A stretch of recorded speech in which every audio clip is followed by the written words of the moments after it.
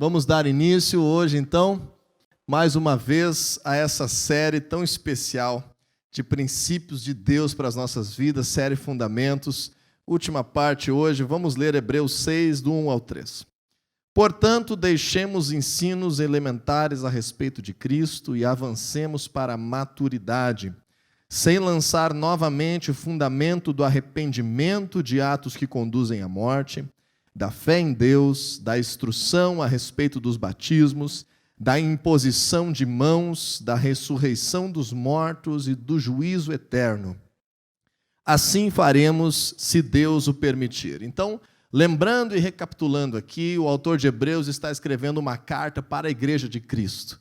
E quando nós lemos essas cartas, a gente pode ler elas trazendo para a nossa realidade como sendo Igreja de Cristo hoje também.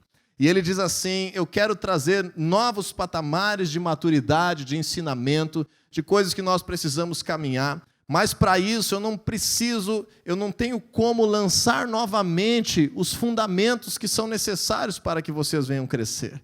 E aí ele lista esses fundamentos, e nós vamos aqui lembrar que temos ministrado nas últimas semanas, no versículo 1, final do versículo 1, sobre o fundamento do arrependimento. Na outra semana nós ministramos aí, ainda no versículo 1, o fundamento da fé em Deus. Na semana passada, no início do versículo 2 aqui desse texto, nós ministramos sobre a instrução a respeito dos batismos. E hoje nós vamos estar finalizando, então, essa série de fundamentos falando da imposição de mãos, da ressurreição dos mortos e do juízo eterno. O autor diz assim: assim faremos se Deus permitir, ou seja, nós avançaremos se Deus permitir.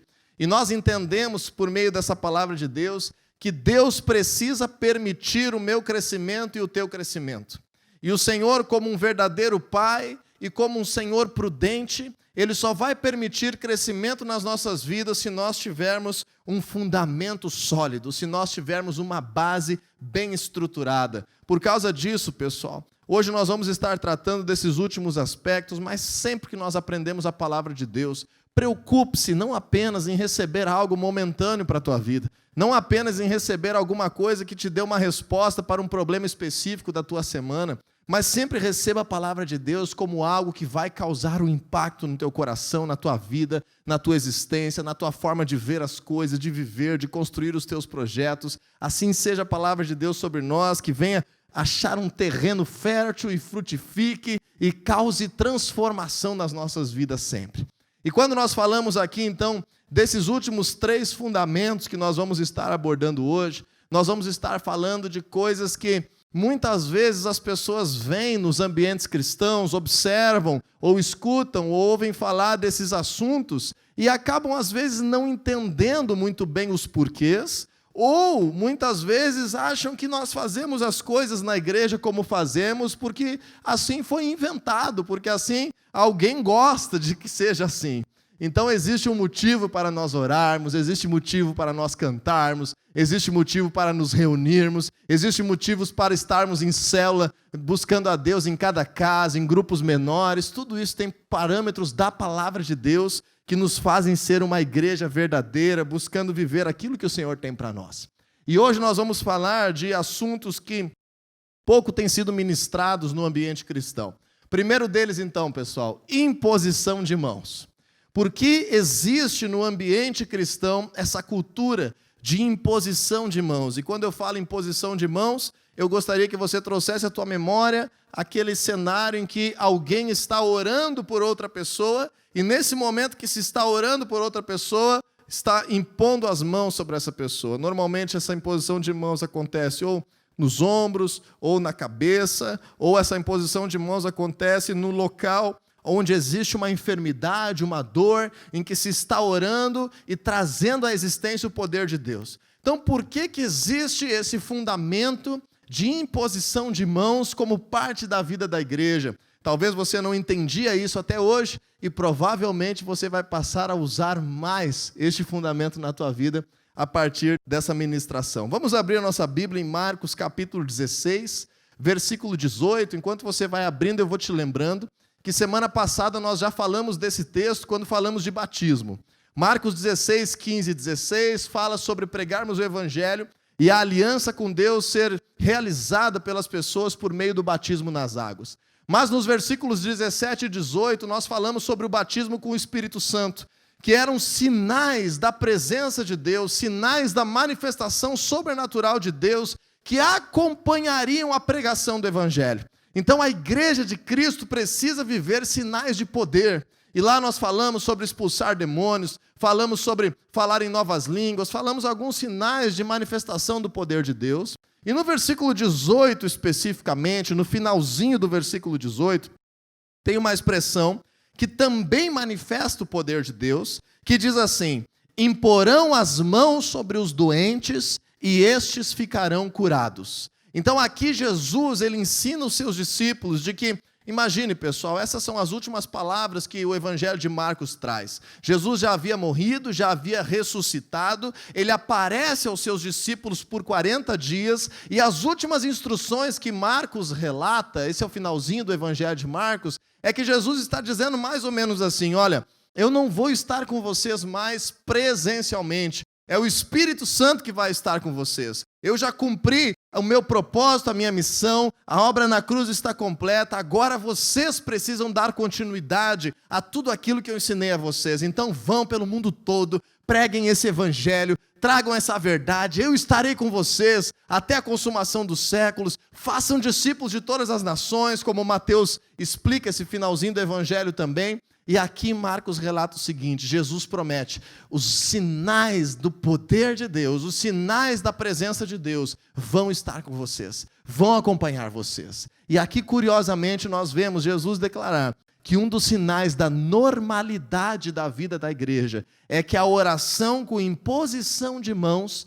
cause poder de Deus, cause manifestação do poder de Deus. Especificamente aqui, Jesus está falando sobre cura de enfermidades. Então, o primeiro grande aspecto da imposição de mãos é uma fluidez, é que haja um ambiente de condução do poder de Deus que facilite milagres de curas de enfermidades. Especialmente, pessoal, entenda que Jesus está explicando que os discípulos estariam indo para aqueles que ainda não creem, para aqueles que ainda não conhecem a palavra de Deus. A nossa missão como igreja não é apenas orar aqui dentro da igreja, não é apenas orarmos como um povo reunido, mas estarmos indo em direção àqueles que estão ao nosso redor, que não creem em Jesus, e que seja normal nas nossas vidas orar por um colega de trabalho, orar por um familiar, orar junto com um amigo, orar por alguém que declarou que está vivendo alguma necessidade, e o Senhor Jesus está explicando esse princípio. Nós vemos em vários textos da palavra de Deus, o próprio Jesus impondo mãos sobre enfermos, o próprio Jesus abençoando crianças, impondo as mãos, o próprio Jesus praticando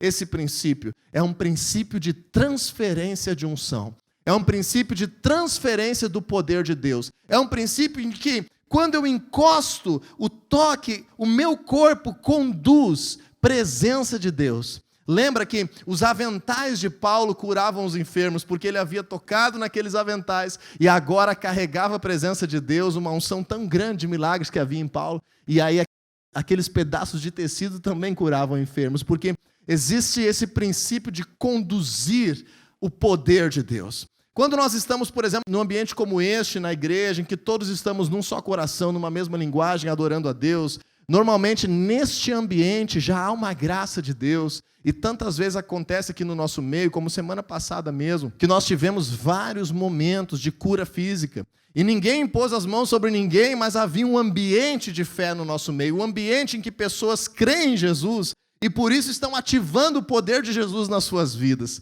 Então, o que eu estou querendo dizer? Quando nós nos deparamos, pessoal, com alguém que não conhece a palavra de Deus, com alguém que está sofrendo, com alguém que está em necessidade, com alguém que está com enfermidades, essa pessoa não conhece Jesus ainda, essa pessoa ainda não tem uma aliança com Deus, a presença de Deus não flui do interior dela ainda. O maior recurso que nós temos para liberar poder de Deus é orar com imposição de mãos. Então essa imposição de mãos pode ser num lugar de dor, pode ser nos ombros, pode ser na cabeça, mas o toque transmite presença de Deus, especialmente para aqueles que ainda não conhecem Jesus. Então, te encoraje a orar por enfermos dentro da tua casa, a orar por necessidade com os teus amigos, lá no ambiente de trabalho, porque a tua vida conduz presença de Deus. Quando nós cremos em Jesus, o Senhor Jesus promete que habita em nós, que o seu Espírito habita em nós. Cantamos hoje, queremos ser o lugar que o Senhor gosta de estar. 1 Coríntios 3,16 declara que nós somos o templo do Espírito Santo. Então, quando nós entendemos isso, nós carregamos a presença de Deus e esse poder de Deus em nós pode ser transferido para abençoar a vida de outras pessoas. Da mesma forma, pessoal, entendendo essa lógica, vamos abrir em Atos capítulo 8, versículo 17, diz assim: então Pedro e João lhes impuseram as mãos e eles receberam o Espírito Santo. Então agora nessa mesma lógica nós entendemos que os discípulos, os apóstolos, toda a vida da igreja usava essa ferramenta de imposição de mãos, não apenas para a cura de enfermidades, não apenas para liberar bênção de Deus na vida de outras pessoas, mas agora nós vemos que a imposição de mãos também é usada para transferir presença de Deus. Manifestação da presença de Deus. Talvez muitos que estão aqui ou que estão nos assistindo nesse momento já tiveram essa sensação de alguém orar por você e você sentir um calor da presença de Deus, ou você sentir como que uma paz, ou você sentir uma vontade de chorar algo que te lava a tua alma, ou você sentir como que um vento passando, como uma eletricidade no teu corpo. Cada um de nós reage de uma forma diferente, mas nós vemos biblicamente que o Espírito Santo, os dons de Deus, também podem ser transferidos por imposição de mãos. Então nós podemos sim ter momentos de busca a Deus como igreja, em que nós recebemos dons do Espírito Santo de Deus por meio de orações em conjunto, orações com imposição de mãos. E a terceira forma que nós vemos essa imposição de mãos acontecendo na Bíblia, se você está em Atos 8, vamos um pouquinho mais para frente, Atos capítulo 13, versículos 2 e 3, a palavra de Deus declara o seguinte: enquanto adoravam o Senhor e jejuavam, disse o Espírito Santo: separem-me Barnabé e Saulo para a obra que os tenho chamado. Assim, depois de jejuar e orar, impuseram-lhes as mãos e os enviaram. Então aqui entenda, pessoal, que existe também uma transferência de autoridade que é possível acontecer por meio da imposição de mãos. Quando nós vamos estar estabelecendo na igreja, na cultura da igreja, dentro do povo de Deus, pessoas que passam a ter uma função de autoridade, uma função nova ministerialmente na sua vida, pessoas que amadureceram e passam a viver algo maior no seu chamado com Deus, é uma prática bíblica que nós venhamos estar impondo as mãos e repartindo a autoridade, liberando, delegando uma missão, um envio de Deus sobre a vida dessas pessoas. Entenda o que está acontecendo aqui. Barnabé e Saulo, o Espírito Santo de Deus trouxe uma palavra profética, a igreja estava reunida, os líderes estavam ali, de que Barnabé e Saulo deveriam ser enviados para levar o evangelho para além daquele lugar. Eles se reuniram, jejuaram, oraram e impuseram-lhes as mãos e enviaram eles para essa missão.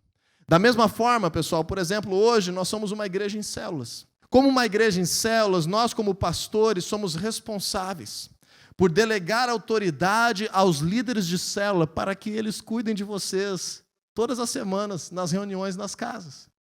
Essa responsabilidade última é dos pastores da igreja, que estão confiando, treinando, amadurecendo, se relacionando, formando líderes que são preparados para estar sendo enviados e cumprir uma parte do ministério. Por exemplo, aqui como Família da Fé nós fazemos isso. Então, cada vez que líderes de célula vão atuar, cada vez que nós formamos uma nova turma de liderança, cada vez que nós temos uma nova missão a ser cumprida e alguém se levanta para passar a exercer autoridade, nós temos essa prática de orar com imposição de mãos e repartir a autoridade do reino de Deus sobre a vida daqueles que estão se disponibilizando. Então, essas são as grandes formas de a imposição de mãos ser necessária no ambiente cristão. Contudo, eu quero te fazer uma ressalva que se criou uma cultura, uma tradição dentro da igreja, especialmente no século 20 e 21, pelo menos aonde eu sei, de uma certa aversão à imposição de mãos. As pessoas acabaram sendo ensinadas e ficaram ressabiadas que houvesse um ambiente de imposição de mãos como natural à prática cristã. Por quê, pessoal? Porque foi ensinado de maneira muito veemente por muitas pessoas nas últimas décadas que a imposição de mãos, assim como transfere presença de Deus, assim como transfere poder de Deus, assim como delega a autoridade de Deus, também ela pode transferir maldição, também ela pode transferir presença de espíritos malignos, também ela pode transferir coisas espirituais que não vêm de Deus para a vida de outras pessoas. E qual foi o texto que a maioria dos líderes cristãos usaram para isso? Vamos abrir 1 Timóteo 5:22, para nós estarmos desfazendo alguma confusão que possa acontecer, mas também entender o princípio corretamente. 1 Timóteo 5:22, o apóstolo Paulo escreve para o seu discípulo Timóteo. Timóteo é um jovem, Timóteo está começando no ministério, e Paulo, como seu líder, dá muitos conselhos para a sua nova caminhada, que ele está enfrentando sozinho agora. E ele manda uma carta para Timóteo, e no versículo 22 do capítulo 5, ele diz assim: Timóteo, não se precipite em impor as mãos sobre ninguém, e não participe dos pecados dos outros, conserve-se puro. Então veja que Paulo está instruindo Timóteo aqui. Não é que Timóteo não deveria receber imposição de mãos, ele não deveria, como líder agora, como um jovem líder, se apressar em impor as mãos sobre alguém. E quando falamos sobre isso, pessoal, você acha que Deus não quer curar a enfermidade de alguém, ou não quer que alguém receba a sua presença por meio de imposição de mãos? Será que esse é o desejo de Deus? Não. Paulo está explicando aqui nada mais, nada menos, dizendo assim: Timóteo, tu é um líder jovem. Não te precipita em levantar pessoas com funções de autoridade dentro da igreja que tu não conhece.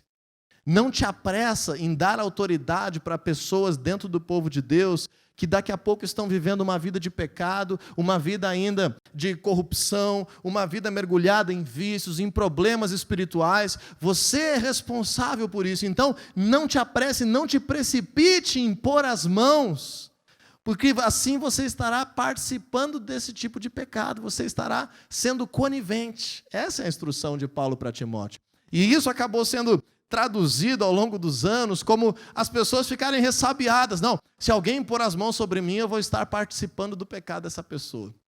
Deixa eu te dizer que é verdade que a imposição de mãos, ela funciona no mundo espiritual para tudo que é lado.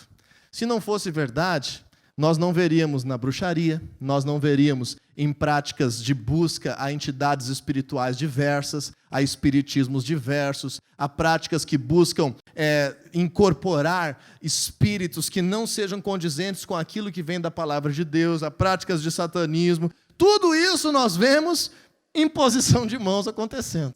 Ou seja, é um princípio espiritual de transferência espiritual entre pessoas. Porém, pessoal, preciso explicar uma coisa para a saúde do nosso povo, para a saúde do nosso entendimento bíblico.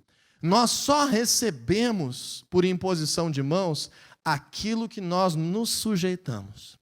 Nós só recebemos aquilo que nós concordamos, aquilo que está acontecendo no ambiente. Então, por exemplo, vamos falar aqui de forma bem genérica. Se houver um momento de imposição de mãos, você viu daqui a pouco, 10 minutos atrás, um novo pastor ser comissionado com imposição de mãos. Mas você está com uma enfermidade, você vem e pede uma oração para o teu líder ou para o pastor da igreja e diz: olha, eu gostaria que você orasse pela minha enfermidade para que eu receba a cura em nome do Senhor Jesus. Então essa pessoa vem e também impõe as mãos sobre ti para a cura dessa enfermidade. Eu te pergunto, só por causa que ele impôs as mãos sobre ti, você se tornou um pastor também? Não. Porque o propósito daquela oração era diferente. Então, quando nós nos sujeitamos a estarmos recebendo de pessoas mais maduras, de pessoas com mais autoridade no reino de Deus, mais da presença de Deus por oração, por meio de imposição de mãos, nós estamos recebendo aquilo que nós estamos crendo, aquilo que nós estamos comprometidos. Então, se essa pessoa tem um pecado e eu não sei, se essa pessoa está vivendo de forma errada por acaso e eu não sei, eu não vou estar sendo influenciado por isso, porque eu estou crendo na oração para a minha cura. Agora, se eu estou me alinhando a um ministério, se eu estou fazendo parte de algo, se eu estou entrando de cabeça em algo, e eu quero agora fazer parte daquele projeto, eu tenho que saber onde é que eu estou entrando. Porque aí sim eu vou estar participando de todo um projeto de vida. Vou te dar um exemplo. Eu quero receber cura de todo jeito na minha vida. Eu vou na igreja, peço oração, alguém ora por mim, mas não aconteceu a cura instantânea na minha vida, então eu vou ao centro espírita. Eu vou buscar que espíritos de luz, espíritos iluminados, quem sabe espíritos de algum morto, algum médium que tenha poder também, libere cura sobre a minha vida. Eu vou fazer uma cirurgia pelo espaço, quem sabe. Tudo isso libera poder espiritual, mas muitas dessas coisas são contra a palavra de Deus. Então, o fato de eu me sujeitar, eu me colocar como disponível para este momento, eu querer que alguém pratique esse tipo de transferência espiritual para a minha vida, aí sim eu estarei dando o aval para receber influências espirituais da minha vida de outras coisas que não vêm da palavra de Deus. Então, esse conceito de imposição de mãos deve ser desmistificado e praticado. Se o teu filho está doente, impõe as mãos sobre ele. Como casal, impõe as mãos, ore se tocando, ore conduzindo a presença de Deus. Na tua célula, quando a gente ora dando as mãos, a presença de Deus parece que fica mais intensa. Então, vamos entender esse fundamento de imposição de mãos como uma prática espiritual nas nossas vidas, que nos leva a ser fortalecidos, que nos leva a crescer, que nos leva a frutificar muitas coisas do poder de Deus sobre nós. Em segundo lugar, pessoal, eu preciso falar hoje sobre o fundamento da ressurreição dos mortos. E aqui agora é um outro grande assunto. Hoje nós vamos falar muitas coisas muito interessantes nesse sentido, que os cristãos precisam ter conhecimento para que venha embasar a sua vida. Então nós vamos falar agora da ressurreição dos mortos. Vamos abrir 1 Coríntios capítulo 15, no versículo 12, por gentileza. Diz assim a palavra de Deus: Ora, se está sendo pregado que Cristo ressuscitou dentre os mortos, como alguns de vocês estão dizendo que não existe ressurreição dos mortos? Se não há ressurreição dos mortos, nem Cristo ressuscitou. E se Cristo não ressuscitou, é inútil a nossa pregação, como também é inútil a fé que vocês têm. Mais que isso, seremos considerados falsas testemunhas de Deus, pois contra ele testemunhamos que ressuscitou a Cristo dentre os mortos. Mas se de fato os mortos não ressuscitam, ele também não ressuscitou a Cristo. Pois se os mortos não ressuscitam, nem mesmo Cristo ressuscitou. E se Cristo não ressuscitou, inútil é a fé que vocês têm. E ainda estão em seus pecados. Neste caso, também os que dormiram em Cristo estão perdidos. Se é somente para essa vida que temos esperança em Cristo, somos de todos os homens os mais dignos de compaixão. O que Paulo está dizendo? Estava se levantando dentro da igreja um ensino, uma crença de que a ressurreição dos mortos não existe. Então Paulo estava dizendo isso é uma afronta ao cristianismo, porque a premissa essencial da fé cristã é nós crermos que Jesus ressuscitou. Se nós não crermos que Jesus ressuscitou dos mortos e está vivo, nós estamos reunidos aqui para quê? A nossa fé é inútil. Se nós não crermos na ressurreição dos mortos, nós não podemos crer no perdão dos pecados, não podemos crer que a palavra de Deus é verdade, não podemos crer que temos acesso à eternidade, é inútil a nossa pregação, e como o apóstolo Paulo fala, seríamos de todos os homens os mais dignos de compaixão. Por causa que o apóstolo Paulo abriu mão da sua vida, enfrentou perigos, açoites, naufrágios, humilhações, para levar o evangelho a todo mundo. E você diz, bom, se Cristo não ressuscitou, o que eu estou fazendo? Está tudo errado. Então ele está dizendo, premissa principal do cristianismo, crer na ressurreição dos mortos, da qual Jesus foi o primeiro a viver este milagre, de ressuscitar para a eternidade, de ser ressuscitado por Deus para uma nova vida. Então agora vamos continuar lendo 1 Coríntios 15, versículo 20. Preste atenção. Mas de fato, Cristo ressuscitou dentre os mortos, sendo ele as primícias dentre aqueles que dormiram. Visto que a morte veio por meio de um só homem, também a ressurreição dos mortos veio por meio de um só homem. Pois da mesma forma como em Adão todos morrem, ou seja, a nossa natureza pecaminosa e a morte que entrou no mundo por causa do pecado, da desobediência de Adão, preste atenção, versículo 22, em Cristo todos são vivificados. Mas cada um por sua vez, Cristo o primeiro, depois, quando ele vier, os que lhe pertencem. Então virá o fim, quando ele entregar o reino a Deus o Pai, depois de ter destruído todo domínio, autoridade e poder. Pois é necessário que ele reine até que todos os seus inimigos sejam postos debaixo dos seus pés. Olha que interessante esse texto e que fundamento essencial para a nossa vida de fé. Assim como Cristo ressuscitou, todos que creem em Jesus também não morrerão eternamente. Todos os que creem em Jesus irão ressuscitar para uma nova vida. Todos que creem em Jesus terão acesso aos novos céus e nova terra, que serão transformados nessa criação por Deus para uma vida eterna, em que a palavra de Deus declara, inclusive, que até mesmo o diabo e a morte serão lançados no lago de fogo. Ou seja, tudo aquilo que nos afasta do projeto de Deus, que corrompe a nossa natureza, que causa morte, que causa problema, será retirado do ambiente de vida. Essa é a promessa de Deus para novos céus e nova terra. Vamos falar daqui a pouquinho do juízo eterno. Mas entenda que nós precisamos compreender, pessoal, que um dos grandes pilares da nossa fé é entendermos a promessa de Jesus, da ressurreição dos mortos. Por exemplo, quando nós recebemos Jesus, nós cremos para a salvação de que o nosso Senhor ressuscitou dos mortos. Romanos 10, 9 e 10 declara: com o coração nós cremos que Ele ressuscitou dos mortos e assim nós somos salvos. Então vamos dar uma pausa, se você puder deixar marcado na tua Bíblia, 1 Coríntios 15, e ir ali comigo em João capítulo 11, naquele episódio tão emblemático do Evangelho, em que o Senhor Jesus ele vai ao encontro do seu amigo Lázaro, que havia morrido. E ele opera aquele milagre de ressurreição sobre Lázaro. Jesus explica aqui um princípio para todos nós, para todos os tempos, uma promessa sua. Em João capítulo 11, versículo 25 e 26, diz assim a palavra de Deus: disse-lhe Jesus: eu sou a ressurreição e a vida. Aquele que crê em mim, ainda que morra, viverá. E quem vive e crê em mim, ou seja, quem vive nessa terra e crê em Jesus, não morrerá eternamente. Veja essa promessa da palavra de Deus que deve ser um fundamento para a tua vida, para a minha vida. Nós não vivemos com Jesus apenas por uma bênção na família, apenas por algo que nos resgata no ambiente de trabalho.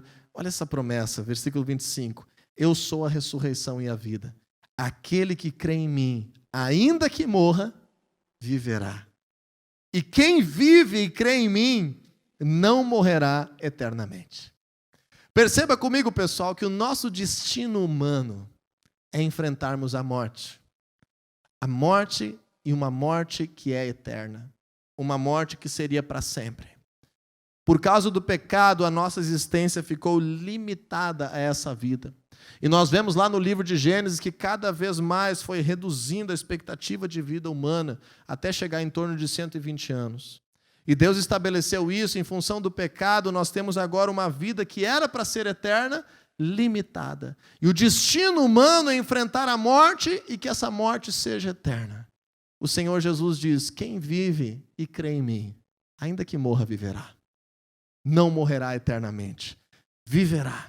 E essa é uma promessa que deve estar pulsando no nosso coração, de que nós seremos transformados, de que nós viveremos uma nova vida com Deus, de que tudo que nós estamos vivendo desde já, como vida eterna, como aliança com Deus, é apenas uma gotinha, é apenas uma pequena porção daquilo que nós vamos viver com o Senhor por toda a eternidade.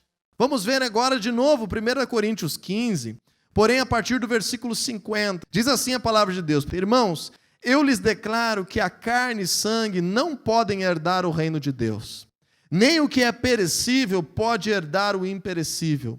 Eis que eu lhes digo um mistério: nem todos dormiremos, mas todos seremos transformados. O apóstolo Paulo utiliza essa linguagem, e essa linguagem nos faz entender muito bem. O apóstolo Paulo chama a morte de um cristão como se ele está dormindo.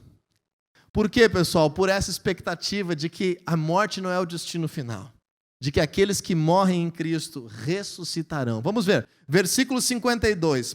Num momento, num abrir e fechar de olhos, ao som da última trombeta, pois a trombeta soará, os mortos ressuscitarão incorruptíveis, e nós seremos transformados, pois é necessário que aquilo que é corruptível se revista de incorruptibilidade e aquilo que é mortal se revista de imortalidade. O que o apóstolo Paulo está explicando aqui, pessoal? Quando nós entendemos o anseio pela volta de Jesus, o apóstolo Paulo escreve como se Jesus fosse voltar na sua geração. Cada um de nós precisamos viver com a expectativa de que Jesus pode voltar na nossa geração. E ele está explicando o seguinte: nem todos dormiremos, ou seja, aqueles que estiverem vivos na volta de Jesus não experimentarão a morte, mas terão o seu corpo transformado para uma nova vida. E todos aqueles que dormem em Cristo, todos aqueles que morreram crendo em Jesus, ressuscitarão com um novo corpo transformado para uma nova vida. Esse é o fundamento da ressurreição dos mortos. Todos que creem em Jesus ressuscitarão para uma nova vida, com um corpo incorruptível, para uma vida eterna, em novos céus e nova terra, numa nova criação que Deus irá restaurar, em que todo mal não haverá mais, em que até mesmo o diabo e seus anjos serão lançados num lago de fogo, em que haverá a vida eterna como Deus planejou desde o princípio para existir. Agora, qual é a nossa função nessa terra como igreja? Qual é o nosso papel para causar isso? Por que Jesus não conseguiu voltar ainda? Nós passamos por cima disso no capítulo 15 de 1 Coríntios. Vamos ler versículo 24. Nós acabamos de ler, mas vamos ler com esses olhos agora. Então virá o fim, quando ele entregar o reino a Deus, o Pai, depois de ter destruído todo o domínio, autoridade e poder. Pois é necessário que ele reine até que todos os seus inimigos sejam postos debaixo dos seus pés. Entenda, pessoal, que desde que Jesus ressuscitou, a palavra de Deus declara que o Senhor reina. Toda autoridade e poder estão sobre o Senhor Jesus. Ele é o cabeça de todas as coisas. A Ele está sujeito tudo nessa terra. Porém, nós ainda temos o livre-arbítrio de escolher ou não fazer parte desse reino. Jesus Cristo é o Rei dos Reis, que Ele é o Rei das nossas vidas. E assim nós entendemos que existem essas duas esferas como igreja. Ao mesmo tempo somos família de Deus e ao mesmo tempo fazemos parte do reino de Deus. Você ao mesmo tempo é um filho de Deus e ao mesmo tempo é um embaixador do reino de Deus nessa terra. Entenda isso. Porque a palavra de Deus declara que como igreja, nós somos o corpo de Cristo. Nós somos o corpo de Cristo. O apóstolo Paulo declara lá em Efésios que nós somos o corpo e Cristo é o cabeça deste corpo. O que quer dizer, pessoal? Que a ação de Jesus nessa terra está completamente atrelada à tua vida e à minha vida. O corpo de Jesus que age nessa terra somos nós. É todo o povo de Deus que a cada geração tem se levantado e tem se reunido nessa terra para adorá-lo e servi-lo. Quando nós entendemos isso, diz ali no versículo 24, que só virá o fim quando ele entregar o reino a Deus, o Pai, depois de ter destruído todo o domínio, autoridade e poder. A igreja precisa se levantar nessa terra como um povo forte. Quando o Senhor te desperta para crer nele, para conhecer a sua palavra, é verdade, Deus quer transformar a tua vida, Deus quer te curar, Deus quer restaurar o teu casamento, Deus quer trazer bênçãos sobre a tua saúde, Deus quer manifestar o seu poder, resolvendo tantas angústias e necessidades da tua vida e da minha vida. Mas o Senhor quer nos preparar para uma maturidade, para que nós venhamos servir ao nosso Rei, ajudando, contribuindo para destruir toda a obra das trevas.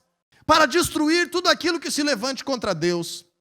Então, nós não convidamos alguém para visitar uma célula, para visitar um culto, para passear. Nós não viemos aqui na igreja para brincar de uma sociedade que se reúne, de um lazer, de alguém que canta uma música junto e se alegra. Nós entendemos que cada vez que alguém compreende a palavra de Deus por meio da tua vida, o reino das trevas está sendo destruído. Cada vez que uma enfermidade vai embora pelo poder de Deus, o reino das trevas está perdendo. Cada vez que a nossa sociedade começa a ser conduzida por princípios de Deus, que a corrupção é vencida, que existe paz, que existe alegria que vem de Deus, cada vez que a igreja se estabelece, cada vez que a violência é reduzida, cada divórcio que é evitado, cada viciado que é liberto, cada espírito maligno que vai embora, é o reino de Deus avançando e o reino das trevas sendo derrotado.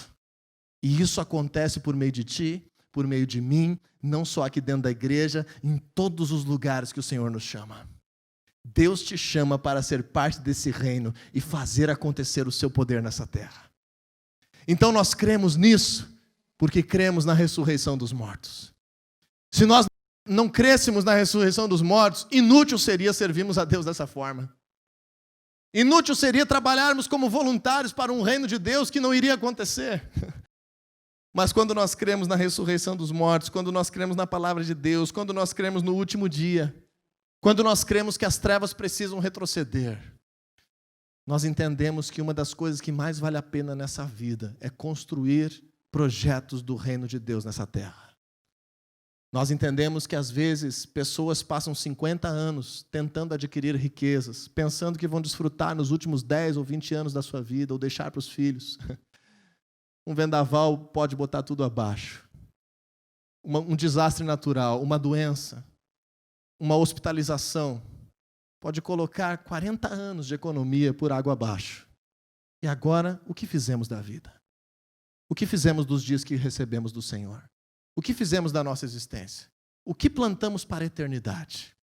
Lembra, semana passada, falamos do batismo com fogo, em que as nossas obras serão apresentadas diante de Deus. O que nós estamos fazendo de obras com a vida que Deus tem nos dado como corpo de Cristo para refletir na eternidade, para liberar poder de Deus. E assim nós conectamos com o último atributo dessa ministração, o juízo eterno. Vamos abrir Hebreus capítulo 9, versículo 27 e 28. Eu dei uma palhinha sobre isso semana passada, quando falamos que o dia na Bíblia está se referindo ao último dia desta criação. Ou às vezes aparece justamente a expressão, o último dia. Não quando fala os últimos dias, nem os finais dos tempos, mas quando fala o último dia, o dia final. Esse é o dia que a Bíblia declara como o dia do juízo eterno. Nenhum de nós sabe que dia será esse. O Senhor Jesus diz que apenas o Pai sabe, nem Ele sabe, porque existe uma medida de crescimento do reino de Deus necessária para que Deus decida trazer novos céus e nova terra. Nós não sabemos que medida é essa. Por isso que Jesus pode voltar a qualquer momento. Nós não sabemos qual é a medida do reino de Deus crescer para que o Senhor Jesus volte e aconteça novos céus e nova terra e o juízo eterno. Agora, o Senhor vai decidir isso, e isso está completamente dependente do nosso trabalho nessa terra como igreja. Em Hebreus capítulo 9, 27, além de nós estarmos falando sobre o juízo, sobre esse último dia, nós estamos também desbancando todo e qualquer pensamento de que exista reencarnação, de que exista um karma a ser evoluído, de que exista nova oportunidade de vida depois da morte, como uma nova vida nessa terra, ou uma vida por meio de animais. Todas essas outras crenças podem acontecer, as pessoas podem acreditar nisso, só não podem acreditar na Bíblia ao mesmo tempo. Hebreus 9, 27 diz assim: da mesma forma como o homem está destinado a morrer uma só vez, e depois disso, enfrentar o juízo. Não existe opção aqui de renascer, reviver, reencarnar, reabitar. Não. Morrer uma só vez e depois disso, enfrentar o juízo. Assim também Cristo foi oferecido em sacrifício uma única vez para tirar os pecados de muitos. E aparecerá a segunda vez, não para tirar o pecado, mas para trazer salvação aos que o aguardam. Então esse é o último fundamento que nós estamos construindo nessa série. O fundamento do juízo eterno. Que fundamento é esse? No último dia desta criação, no último dia desta realidade que nós temos para viver, o Senhor Jesus voltará, os mortos em Cristo ressuscitarão, e todos os seres humanos de toda a história serão apresentados diante de Deus, para o dia do grande juízo, do juízo eterno. Romanos 14, 11 e 12 fala sobre essa verdade, e isso nos faz pensar um pouco sobre como temos vivendo a nossa vida. Como estamos vivendo esses dias nessa terra. Porque está escrito: por mim mesmo jurei, diz o Senhor, diante de mim todo joelho se dobrará, e toda língua confessará que sou Deus. Assim, cada um de nós prestará contas de si mesmo a Deus. A igreja é responsável por causar maturidade, por causar acesso à verdade, por ensinar, mas cada indivíduo será responsável por prestar contas de si mesmo, da sua vida, das suas obras diante de Deus. Então, a partir desse entendimento de grande juízo, aqueles que são mortos em Cristo, como Jesus prometeu, aqueles que morrem crendo em Jesus, a palavra de Deus declara que o seu nome estará escrito no livro da vida. O seu nome estará escrito no livro da vida que dá acesso à vida eterna. Não porque essa pessoa foi perfeita, mas porque o sangue de Cristo a cobre, a faz inocente, lava completamente a culpa do pecado e dá por essa aliança com Deus, pela graça, o acesso à salvação e à vida eterna. Então todos aqueles que morrem em Cristo, no grande dia do juízo eterno, não serão condenados pelas suas obras ou salvos, terão acesso à vida eterna por terem os seus nomes escritos no livro da vida. Mas os cristãos passarão por um julgamento que em 2 Coríntios capítulo 5, versículo 10, é chamado do tribunal de Cristo. E quando falamos no batismo com fogo, semana passada, falamos sobre isso, em que nós somos salvos pela graça, mas nós recebemos recompensas na eternidade pelas obras que praticamos como cristãos, nessa terra, nessa vida. Imagine que Deus colocou dentro de ti um senso muito grande de recompensa. Deus colocou dentro de ti um senso natural de desfrutar de recompensas. Você já parou para pensar nisso? Como que é gratificante descansar quando se está cansado? Como que é gratificante matar a sede quando se está sedento?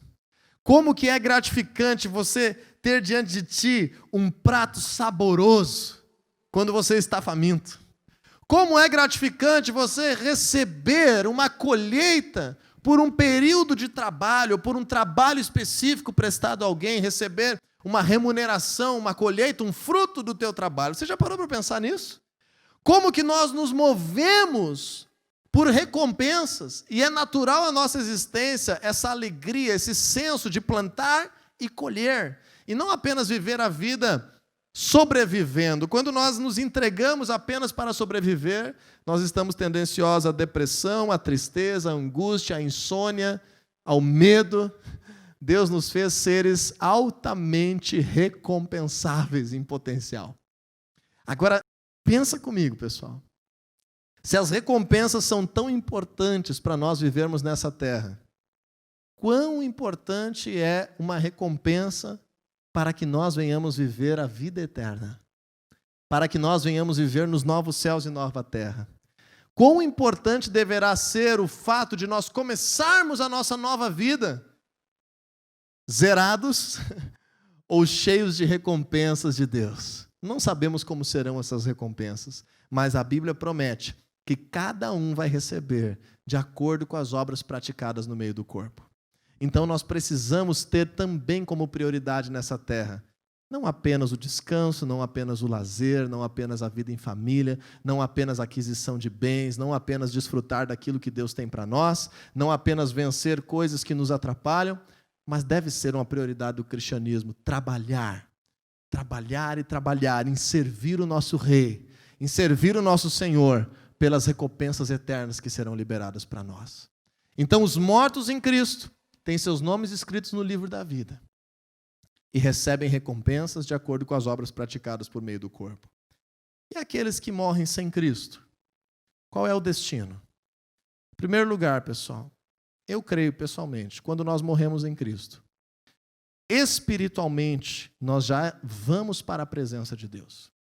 Lucas 23, 43, o Senhor Jesus promete ao ladrão que está ao lado dele na cruz e diz: hoje mesmo estarás comigo no paraíso. Então nós cremos por vários outros indícios bíblicos e vários relatos de experiência de quase morte, de cristãos que tiveram narrativas do momento da sua morte, de que nós vamos espiritualmente imediatamente para um ambiente da presença de Deus. Mas esse ambiente não é um ambiente físico, não é um ambiente palpável, não é um ambiente de vida, mas mais ou menos como aquele ambiente que nós temos durante o sono, durante o sonho, em que nós estamos conscientes, mas é algo que não é físico, é algo que é apenas numa dimensão visível, mas espiritual. Agora, as pessoas que morrem sem Cristo, 2 Pedro 2, 9 e 10, diz que o Senhor mantém para o dia do juízo essas pessoas em uma condição separada. Então, aí nós vemos o que a Bíblia chama de um mundo dos mortos, ou Hades, lugares de espera para o grande dia. E aí então vamos finalizar com Apocalipse capítulo 20, versículo 11. Esse grande julgamento será diante daquilo que a Bíblia chama do grande trono branco. Diz assim: depois vi um grande trono branco, e aquele que nele estava assentado. A terra e o céu fugiram da sua presença, e não se encontrou lugar para eles. Vi também os mortos, grandes e pequenos, em pé diante do trono, e livros foram abertos. Outro livro foi aberto, o livro da vida. Os mortos foram julgados de acordo com o que tinham feito, segundo o que estava registrado nos livros. Lembra? Cada um de nós prestará conta diante de Deus. O mar entregou os mortos que nele havia, a morte e o Hades entregaram os mortos que neles havia, e cada um foi julgado de acordo com o que tinha feito. Então, a morte e o Hades foram lançados no lago de fogo.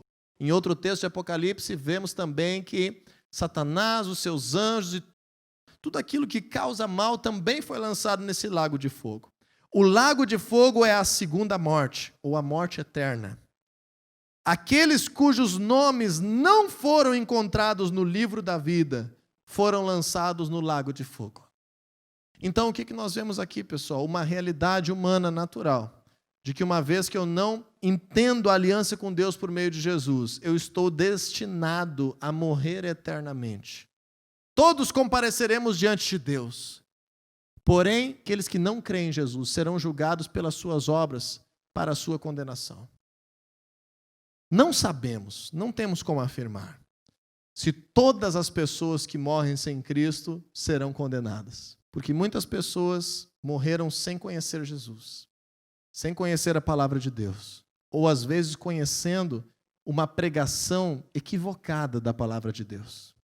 Às vezes conhecendo uma forma de apresentar o evangelho que estaria aprisionando as suas vidas e não salvando as suas vidas. E por causa disso, às vezes, culturalmente, pessoas acabaram não dizendo sim ao evangelho do Senhor Jesus por não entender a palavra de Deus. Então, nós não podemos julgar quem é condenado e quem não é condenado. Nós não somos juízes de ninguém. O que nós temos certeza é que muitos serão condenados. Muitos experimentarão a morte eterna. Aqueles que vivem em Cristo, não apenas creem em Cristo, mas vivem com Cristo, terão seus nomes escritos nos livros da vida. Haverão pessoas intituladas cristãs dentro das igrejas. O Senhor Jesus declara isso. Que chegarão diante de Deus, mas Senhor, em teu nome expulsei demônios, curei enfermos, em teu nome eu fiz tantas coisas. E o Senhor vai dizer: aparta-te de mim porque eu não te conheço. Eu não sei quem tu és. Tu não tinha uma aliança verdadeira comigo. Então o fato de estarmos dentro de uma igreja também não nos salva. O que nos salva é vivermos pela palavra de Deus. Estar vivendo como igreja é parte disso, mas não é garantia disso. Então, uma vida que experimenta a salvação é uma vida que vive crendo em Jesus e se esforçando para viver aquilo que o Senhor Jesus declara como verdade. Esse princípio de juízo eterno nos faz ter urgência de evangelizar as pessoas que não conhecem a Deus. Nos faz carregar uma urgência de levar a palavra de Deus por aqueles que ainda não conhecem, porque nós não queremos estar sob o risco de que essas pessoas não tenham a oportunidade de viver eternamente, de viver uma vida nova com Deus, sem a influência do pecado, da maldição, do mal, da morte. Então o Senhor, Ele vai julgar cada um pelas suas obras. Aqueles que não creram em Jesus serão julgados pelas suas obras. Muitos, infelizmente, viveram sem a oportunidade. Mas também, infelizmente, algumas pessoas hoje estão tão deslumbradas com o seu dinheiro, estão tão deslumbradas com o seu porte físico, com a sua juventude, com o quanto atraem pessoas do sexo oposto para atos de promiscuidade, estão tão felizes com tudo isso, que dizem abertamente não para o Evangelho. E isso é um problema. Nós precisamos, como cristãos, estar conscientes. Fundamento na tua vida precisa estar muito bem solidificado. Arrependimento, fé em Deus, os batismos, a imposição de mãos para causar poder de Deus em todos os ambientes, a ressurreição dos mortos como expectativa de futuro e o juízo eterno como natureza de Deus planejada para toda essa criação. Todo joelho se dobrará diante do Senhor. Mas aqueles que escolhem fazer isso nessa terra terão uma oportunidade de vida. E mesmo que possamos compreender que alguns podem ser salvos por suas obras, sem ter conhecido Jesus, pelo julgamento de Deus, todas essas pessoas começarão a sua vida eterna sem recompensas. Você pode construir hoje muitos frutos para a vida eterna. Imagina trabalhar para poder desfrutar 10 anos uma aposentadoria, 20 anos uma aposentadoria. Agora imagina você viver com Deus que é tão recompensador, que é tão amoroso, que faz questão de que o teu trabalho seja recompensado por toda a eternidade. Vamos crescer na nossa vida de fé. Eu espero que essa série tenha fundamentado a tua vida, tenha te feito entender a prática de igreja, a prática de cristianismo de uma forma mais profunda e te faça crescer demais. E todos nós vamos avançar a novos patamares com o nosso Senhor daqui para frente, em nome de Jesus.